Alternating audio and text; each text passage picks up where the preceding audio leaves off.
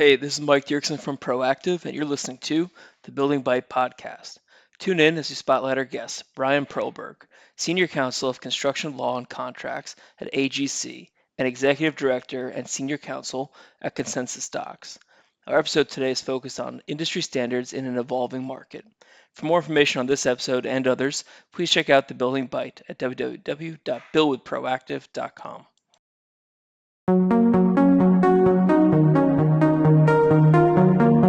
Building Byte Podcast, a podcast for construction contractors, owners, and insurance professionals, where you'll hear from the experts about key topics that'll help you be successful. I'm Chris Epps, a Vice President with Proactive, and I'm joined here with my co-host, Mike Diercksen, our Manager of Marketing and Business Development.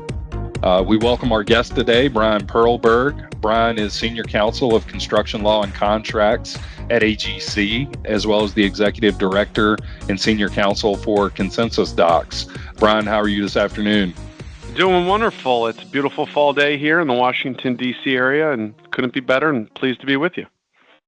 Fantastic. Mike, how about yourself?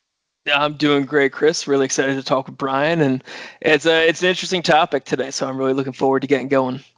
Yeah, absolutely. Brian, definitely a pleasure to have you on the show. Thank you for taking the time out to join us. Before we dive in, I was hoping you could give our listeners some insight into your background and maybe your career path that led you to AGC and ConsensusDocs.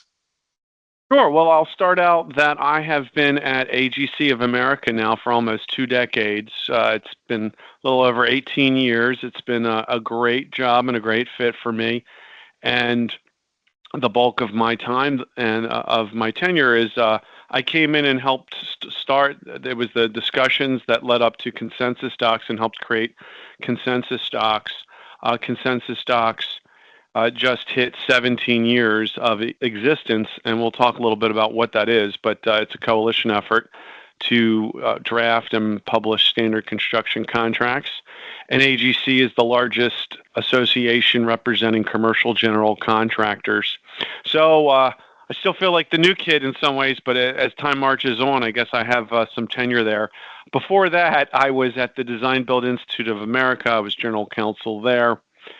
Going back a little further, I used to be in environmental law. I went to law school. I'm a Terpy. I went to University of Maryland undergrad, and not the same mascot, but went to University of Maryland for law school as well in the Baltimore area, and wanted to be an environmental attorney. And so I worked at Booz Allen and Hamilton as a consultant to EPA, and I worked at EPA. So that surprises some people. And in between became a legislative drafting attorney before I hit my career as an association person in construction law. And didn't intend to go to law school for construction. I went for environmental law, but I really have come to love construction law, and contracts. I feel like I'm able to make a positive difference every day, and I think that the construction industry, maybe more than any others, is the best way to start a business in the United States. It's probably got the most startups of people who don't have a business and create a business, and it's really a driver of our economy. It's domestic for the most part, and it's a growth opportunity, very important part of our standard of living and a great career. Absolutely. And I guess it just goes to show you, Chris, it's not just insurance that people fall into. I guess you could fall into construction law too. So that's it's good to see that there's a common thread for all of our guests here today. And Brian, we're really happy to have you on the show. And as we mentioned, the topic of today's conversation is centered around, in an evolving construction market, the need for industry standards remains the same, right? So we spoke at the top of the show, and you kind of wear several hats right now between ConsensusDocs and AGC. What are you seeing in the sense of with ConsensusDocs? Like, what's driving the industry towards this need for standardization that you've been working towards for 17 years? Yeah, well, so for starters, with my haircut, it's important that I wear a lot of hats to protect myself from the sun, to be mindful of. But, look, what I like to say sometimes when I give talks is, you can't say the word general contractor without saying the word what? Contract. You can't say subcontractor without saying contract. At the end of the day, your contract determines how you get paid and what you're getting paid for. You may not look at your contract a lot before the beginning of the project and signing it and thinking through all of it, but you really should, because if you hit a problem, it's going to come out of the drawer and you're going to be looking at it. And one of the things I often talk about is read your contract and use your contract as a management tool. Think of it as a manifestation of how you want to have a business relationship with somebody. If you're just signing it and putting it away and not thinking about it, I think that you are setting yourself up for failure when you inevitably hit a problem in a construction project. Because one of the things I love about construction contracts is most contracts, if you have a material change in what it is from contract signing and contract finalization, you have a breach. It's a failure. Not in construction contracts. From start to finish, there's going to be some surprise and something that's going to change. And so you need to deal with that, and you need to be flexible, and you need to think of it as a partnership. And so that's something that's unique to construction contracts. Why I think it's such an important time for standard contracts. I love the construction industry. I talked a little bit about how it's a bedrock for our economy and really our standard way of living, to create that infrastructure and place where you spend your time often. We don't do our contracts that well. We don't think of risk management. We're getting better maybe at it, but what I like is, rather than start from scratch, if you can work with a standard document, you're able to do something that is done at the national level with people with decades of experience. And when we do it for ConsensusDocs, we're trying to use best practices. We're trying to be fair to all parties. And the benefit you get at doing it at the national level, it benefits project specific. And the amount of cost and time savings is tremendous. And we don't do that right. We don't do risk management. The proper risk allocation, there's a principle that you should use. The party who is in the best position to manage and mitigate risk should be allocated that risk. That is just basic common sense that most people will agree on. But when you ask people, what's in your contracts? How are you? And that's a really fundamental to risk management in the construction industry. Most people look at it as a risk transfer. They're trying to shove risk to a party who's weaker than them. And then that party shoves it to a party who's weaker than them, and so on and so forth. That's not appropriate. And when I think about construction, it's tremendous with the practitioners of what they're able to accomplish. I don't know how people have success in this industry, because overall, the margins are tight and the risks are high. It's a high risk, low reward kind of industry. So if you have one project that goes wrong out of 10, you might be calling yourself bankrupt. So I want to see, and people are getting better at this, of, hey, I want to price risk out. I want to have collaboration. I want to actually align my interests with all the parties, the owner, the architect, the lead builder, and the trade contractors, as well as all the other stakeholders to the project. We need to be rowing in the same direction, and if you get the foundation right of a contract, that helps people row in the right direction.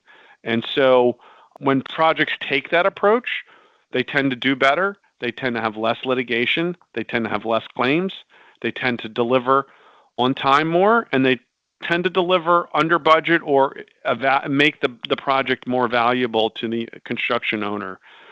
So, and then the other trend I would see is, what we're seeing now is, okay, I've got my contract, I look for this thing, and then there's maybe a company has a safety program, and maybe they have environmental compliance, and maybe on the project there's what everybody's using the acronym ESG, environmental sustainable design elements, and tracking greenhouse gas emissions and things like that. You've got disk risk, you've got fundamental risk from your contract, you got safety risk, you got environmental risk. You got to make sure your contracts, like you're making your notice requirements and things of that. And what I'm hearing more and more, and the way that AGC has started to look at this is, wait a second, let's get everybody to think about risk management at an enterprise level, at a project level. When you get these different segments, these different concerns, let's start sharing information. Let's start thinking about risk across the board, and that creates some exciting integration possibilities to become more efficient in risk management. Yeah, and that's really changed over the course of my career in construction, Brian. I mean, I've got to see that firsthand as, Consensus Docs really first coming on the scene. I think you said 17 years ago, which makes me feel a lot older as I think about it. But yeah, I mean, that just didn't exist before as a platform to kind of help move things in that direction, help allocate risk more appropriately to the right parties, as you suggest. And you sit in an interesting position with AGC, which gives you kind of a viewpoint and insight into a large swath of the industry, into the people actually doing the work. Is there anything or one area of that kind of caught your eye and spurred you to action? How much of that was done, through or because of AGC, and kind of developed into the opportunity of Consensus Docs and really development of that product suite? Yeah, well, looking back at about 20 years ago now, because it was a 3-year effort to get Consensus Docs, which was unnamed at the time, off the ground. And the reason why it came off the ground and what spurred the movement of inertia from lack of movement to movement was really frustration, right? Like, if you're tired of doing something and you're getting bad results, you need to try to do something different. In the construction industry, there's lots of players in standard contract documents. Just like there's not as many associations, there's more associations than contracts, but I'll name a few that are players. So the American Institute of Architects, AIA, has a long history of creating standard documents, goes back over 100 years. And then AGC created standard documents, and Construction Owners Association of America created documents. And so the question became, okay, if you have AIA contracts, who do you think that those are going to be perceived as favoring, right? I'm going to guess you'd say the architect. AGC comes up with something. Who do you think people, no matter what's in the document, who do you think it's going to be perceived as favoring? The general contractor. And then COA, an owners group, who do you think it's going to be perceived as favoring? And the owners, right? And the truth is, to some extent, especially in the COA case, they weren't well used, but they were pretty biased towards the owners.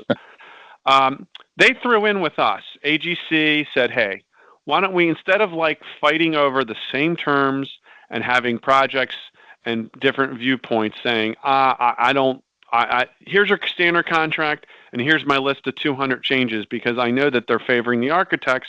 Here's how I try to balance that, right? Or this is favoring the general contractors and so on and so forth. Well, if you go through that process once, why do you have to start from zero again when you're on the next project? That's not efficient. Or the other thing is a lot of people say, screw that. I'm not going to use a standard document because it is biased towards that group. I'm going to create my own. And those are called custom or bespoke contracts. Well, really what they become is Frankenstein contracts. And why I say they're Frankenstein contracts is because they're sewn together from the dead body parts of every failed project, probably projects that you've worked on. And so you get hurt on a project and you say, well, I'm going to throw this provision in there and protect myself from that happening again. And then what you have is so many changes and things from the original. Sometimes they're not coordinated. Sometimes they don't make sense. And you have conflicts. And then again, you have that perception of bias, and you have bias, right? Did architects go to architecture school to be contract administrators? Did they go to school to be quasi-judicial, to serve a quasi-judicial function, to be judge, jury, and executioner for disputes on a project between, I don't know, if it's something is defective construction or what have you? I mean, that's not really why most of the architects I talked to, that's not their passion as to why they went into the profession. So, maybe we should rebalance of what roles it gives, what are the obligations. And one of the things we saw is your responsibility and your authority should be roughly equal, right? You shouldn't have all the authority and very little responsibility. You should have some skin in the game on these things. So the other thing you hear, what I mentioned before, is that there's none of the above, and that's still a big problem. None of the above meaning, I don't know where this contract came from. Joe Bag of Donuts contractor used it 20 years ago, and I kind of stole it from him. Some markets have so many different standards. There's no predictability. There's no reliability. And again, you're trying to find that needle in the haystack provision of how they're trying to hide the ball and pass risk or gotcha provisions. And so that's just all of that. Just it's not good. It doesn't make sense, and it puts everybody in their kind of in this mentality of what's good for me has to be bad for you, right? And all of those things. And then when something's on the project, you're in defensive mode. You're going to be a turtle that you're going to go back in your turtle shell, rather than what I was mentioning before is you really need to actually collaborate and communicate. And so you want your contract to help you with that, rather than create contractual mandated silos where like you only can communicate through the architect and the owner and general contractor can't talk to one another. Like, that's ridiculous, right? So all of those things, and lots of claims and lots of litigation and lots of budget busts and schedule busts were things where like, hey, this isn't the way we want the industry to go forward. There's a lot of, we saw productivity go down on construction projects. So let's try something different. And what was really inspirational about the creation of ConsensusDocs is when we actually got people in the room who were interested in writing contracts and said, look, you might be an owner, you might be a design professional or a lawyer who primarily represents design professionals, or you might be a general contractor. But when you're talking about what we're going to put in these published standard contract documents, we want to hear what's good for the project, not for your profession, and what's going to drive better results. We want your experience, but not your bias. And when we got that as our main number one and most important and really only ground rule, that led us, it became almost easy. That was the grease that made it possible.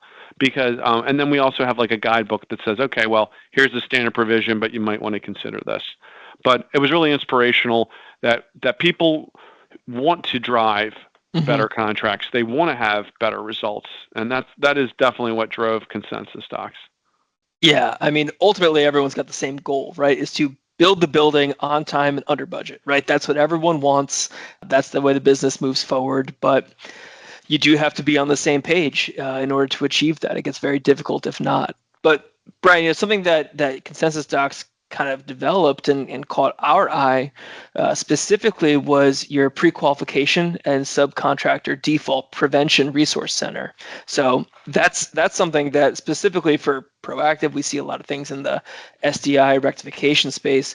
Can you tell us a little bit more about why ConsensusDocs felt the need to try to consolidate that information and create that public resource for everyone? You know, we're going through almost like an avalanche of subcontractor default, and it's somewhat cyclical. And the statistics are alarming. And I was recently at a national chapter and leadership meeting in the Washington, D.C. area, and we did a presentation on risk management, and was that, construction's a risky business, and here are 3 tools to think about. And this is, I presented on our pre-qualification center and some of the tools that we have, and I'll get into that. And I was the big hit on this one, because while there's some other hot topics, I asked, okay, how many people here have a default on at least one of your projects? Every single hand went up in the room. We're hearing statistics. We've heard it last year, and it's just as prevalent, if not more so this year, is we're seeing defaults rise more this year than last year. And it not just defaults, but like subcontractors struggling and trying to get through the finish line. Distress is I guess the term that we did a survey, or FMI did a survey with AGC, and subcontractor default was a significant rise, right? A significant rise from last year to this year, a significant rise in, like, I think it was the number one concern. And so here's the thing that I find interesting. Some of this is anecdotal, but it's true, is that actually defaults occur more in rising tides, rising economy, than a struggling economy. And why is that? It's because you eat too much and you kill yourself, right? Like, so what I often say is that contractors don't go out of business for lack of work. They go out of business for lack of timely payment for work that they've performed. So they overextend themselves. Now, there's a couple other things that are going on. One is there weren't a lot of defaults when there was PPP money, when there was the subsidies. That's number one. And so that propped some struggling folks up. And then the other issue is that price escalation. Number one topic before subcontractor defaults was price escalation. So now people who put in bids based upon materials being one price and labor being one price might be working on projects down the road that they didn't factor in some of these increased prices. So, and then the other thing that's interesting is, well, why should we care about defaults and replacing? I mean, there's lots of reasons too, but one reason you want to do it is because this kind of, when we did the resource center, is that doing the rework has a couple of disadvantages. It's more costly. The estimates are 1.6 times to 2.5 times more expensive to do the rework of the initial scope rather than just bid it out again, right? Like, it's kind of the opposite of bid shopping, where there's the accusation that people, they list one sub and then they get rid of them and they try to reverse bid and get lower bid prices. Well, that doesn't work when we're talking about subcontractor default. And then you have the replacement contractors are saying, well, I don't know if this work is any good. I'm going to have to, and I don't want the liability for this work. Oh, and by the way, this takes a lot more time to like get all that sorted out. Yeah, it's always, I mean, that rings true with everything we see, because we, as a firm, we process a lot of subcontractor default claims. And those are the same issues we see. And as you mentioned, there's definitely an uptick in defaults right now. And it is due to its subcontractors don't die from starvation. They die from overeating. And we see that they take on too much work that for invariable reasons they can't get paid for. And that's kind of the inevitability, and sort of has a compounding effect too. Now we're seeing, Brian, because even trying to bring in replacement trades, as you suggest, there's an issue with, well, who's going to warranty this work because I didn't do half of it.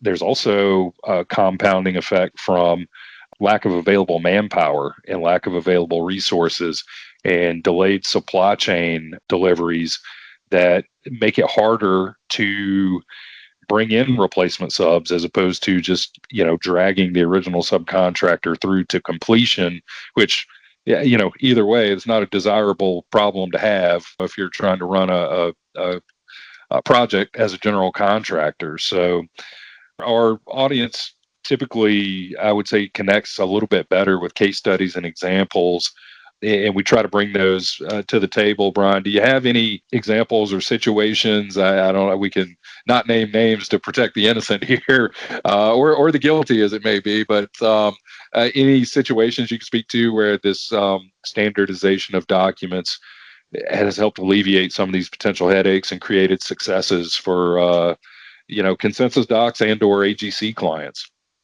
Yeah, that's a good point. The answer is that while I know it's helpful and that it saves time when you use standard pre-qualification questions, on that resource center, we have 5 different versions of standard questionnaires. 1 for architects or design professionals, 2 for actually general contractors, 1 for subcontractors, 1 for design builders. Those are all examples that we have standard pre-qualification questionnaire. And if you have those same questions, we actually we have it through our system, but we also allow some of these software vendors to have those standard pre-qualification questions in their system. And what's interesting is I get this complaint is, I have to fill out the same form for this contractor as I do for the next general contractor. And then I have another project rather than a static document. I have to fill out the same questions, as opposed to I just filled it out for this general contractor. Can I just update it from the answers I gave last time? With having that standardization of questions, and with the right software, again, not ours, but we do have actually a free way of getting our forms. And so, but there are some paid versions out there, or software providers who are more dynamic in the data that's underlying. I don't have any case studies about this project did poorly because there was a default, and I don't really have a case study of how a project was able to prevent a default. What I did want to mention, two things though, and sorry, so I don't have that case study, but that's it's quite all right. Yeah, and I guess if they're out of business, if the subcontractor's defaulted, I guess there's not necessarily the company around to talk about it. Unfortunately, maybe the litigation. So a couple of things. So we're usually talking about pre-qualification of downstream actors, trades, suppliers, even subcontractors usually are doing the pre-qualification. One of the things, there's two things I would highlight. One is AGC created a best practice document that's holistic about not just pre-qualification, but even contract administration and contract administration and maybe it's contract closeout. But it's mostly focused on pre-qualification. It's a 4 to 5 page document that's as a checklist on some best practices. The standard pre-qualification documents and that best practice checklist are some of the more valuable resources that I would highlight from that resource center, but there's other articles and other and presentations that you can see from that. But here's the kicker that's also there that I would highlight that maybe a lot of the people in the audience didn't think about, that I'm going to have some food for thought. You want to pre-qualify downstream, but you also want to pre-qualify upstream. And what do I mean by that? Well, who you work for on a project, namely the owner, is maybe one of the more fundamental things that determines whether you're going to have a good result.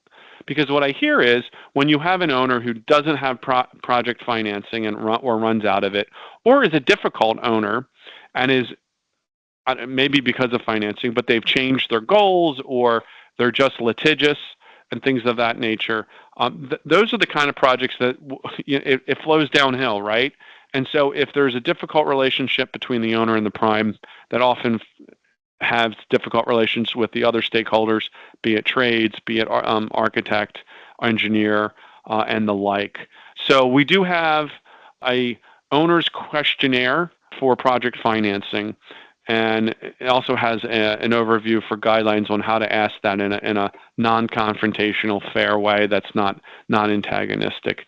And that would be the ConsensusDocs 290 and 290.1. That is that owner questionnaire.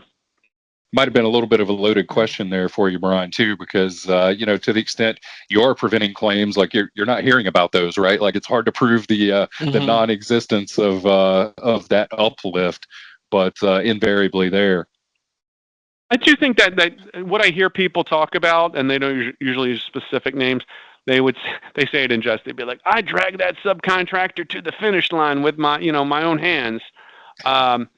So those are maybe the success stories. I mean, you think you have to be the best practices document talks a little bit about that, and you have to be careful that you help, but you still document what your potential where liability is for each party. But I do think that more than a default, I think there's actually that distress, but getting the contractor over the finish line, especially if you're on a project with MBE and DBE requirements, that's the kind of thing where that there probably is a higher default rate, and that you helping those entities who might be struggling is something. The other thing is what's in your contract really matters. If timely payment is the lifeblood of both a general and a trade contractor, what we see is sometimes people have these tough terms in their contracts, and they're doing more than net 60 in payment for a project, or they have high retention and they don't release the retention, or they withhold payments. Well, that's taking a bad situation and making it worse sometimes. So if you have fairer contracts that are more collaborative with fair payment terms, and ConsensusDocs has very quick payment, 20 days for the owner to process payment application, and then 7 days from payment to from the prime to the sub. Those are very good terms. Those are all consistent with prompt pay statutes across the country. So those are the kind of things that also help a project.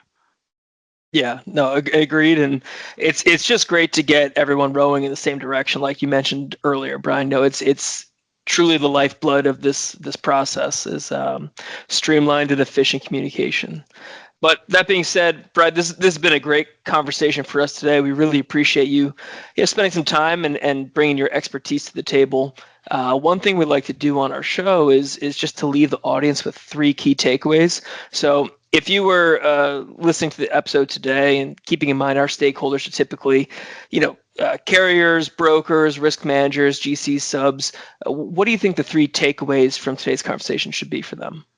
Yeah, well, one thing that I always like to preach is, hey, use your contract as a tool for manifesting a business relationship, and that better contracts lead to better results, right? That's number one.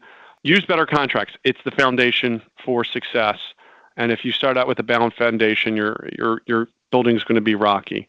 Number two, start thinking about risk management as an enterprise system, not in isolation. So safety, environmental issues, contract risk management, insurance, things like that. What's your bonding program? Are you using SDI? Are you using combination? Like, get everybody talking. Start thinking about that in an enterprise way. And then just generally, I feel like this is so true of almost any topic that I talk on or hear about from others is, you don't always, not everything's a nail that needs a hammer, right? What I see in projects that do well is communication, effective, direct communication that is collaborative rather than escalative, and basically try to have direct, good collaborative communication and try to mitigate your problems, mitigate your claims, don't escalate your claims. And communication, collaboration is really the key to doing that. So again, try to have your contracts be collaborative. Don't have what I sometimes see in contracts, literally have mandated contractual silos that funnel communication rather than make it easier to communicate. It's funny how that ends up being a byline through a lot of podcasts we talk about, but collaboration and especially communication is like a repeat theme that comes through. But I think particularly relevant when you're talking about contracts or insurance policies, because the minute you have to take that contract and wave it in front of somebody to make them take action, you're already off on the wrong foot. And, there should have been a lot of communication in advance of that before you get to that point. So it's amazing to hear yet another podcast guest reinforce that notion of communication being so important to project development and execution. But it is definitely a common theme on our show. So I guess moving forward, Brian, what about an action item? If our listeners were looking to take action and work towards some of these solutions, what's the first step in that direction? The first step is to take that first step. Don't let inertia have the inaction lead to more inaction. Have some action, start small, and then get that wheel moving, and then make it bigger. And so how can you do that? Well, if you're thinking about changing what your contracts are, if you're having a comprehensive review of your contracts or a read or write, that's great. But hey, maybe you're not ready to do that. Think about using a different pre-qualifications document, or think about using a different performance and payment bond form if you're going in that direction. Start with ConsensusDocs. Or if you're trying a different project delivery method, maybe you're used to using design bid build for most of your project, but lo and behold, you're on a project that's using design build for the first time. Or maybe you're using progressive design build or what have you, CM at risk, or even integrated project delivery. Use that opportunity to look at ConsensusDocs, look at our provisions, and think about hopefully using our documents in whole cloth and you become a subscriber. But I also encourage people to use piecemeal. Look, maybe you're in a difficult contract negotiation and you can't agree on an indemnification provision. Well, go to an industry standard document and start there and think about, well, maybe, hey, we can't agree on our both bespoke provisions on indemnification. Let's look at an industry standard and use that one instead. So again, just getting started with something, just don't rely on, well, this is the way we always do it. And as a lawyer, I can tell you the easiest answer as a lawyer sometimes is just to say, no, we can't do that. You really want somebody who's more of a solution provider and says, well, we could do that, and here's how. So yeah, look at someone to take a step with better contracts, provision, or whole cloth. Well, great, Brian. Before we let you go, we always like to hit our guests with a couple of rapid fire questions. So now we're going to dig in with some quick hit items, and we won't hold you to it, but would love to maybe have you back on to discuss it in the future. What would you say is your prediction for the industry and a move towards standardization of some of these project documents and contracts? Where do you see us? Where do you think we're headed in the next 5 to 10 years in that regard? Yeah, well, we're living in an age of future shock where change is happening more rapid rate, and there's nothing more that resembles that on a couple of things. But it's on everybody. The tip of everybody's mind is AI, right? Artificial intelligence. How does that change things? It does change things with white-collar professions. Lawyers are one of those. But what we're seeing here is the use of AI in contracts, and specifically construction contracts. There's a couple companies that are specific, even now AI in construction contracts. And then there's a whole host of them that are AI in contracts generally. So what does that mean? Here's what I really like to see. Well, I said indemnification. Maybe our contracts will they'll do one thing. That right now I think they're good at analyzing, not 100%, but they're much better at analyzing what is in your current contract. And then the future is going to be, how do they suggest changes and redlining? One or two of them start doing that now. So what's in my contract? What does the field need to know? What are the notices that I need to provide? And then, hey, what's market? What is that indemnification provision? Maybe we can say, here's the standard ones that everybody's using, but here's how they're all changed. What's market? Well, let's get some data. And then let's get smarter from that data.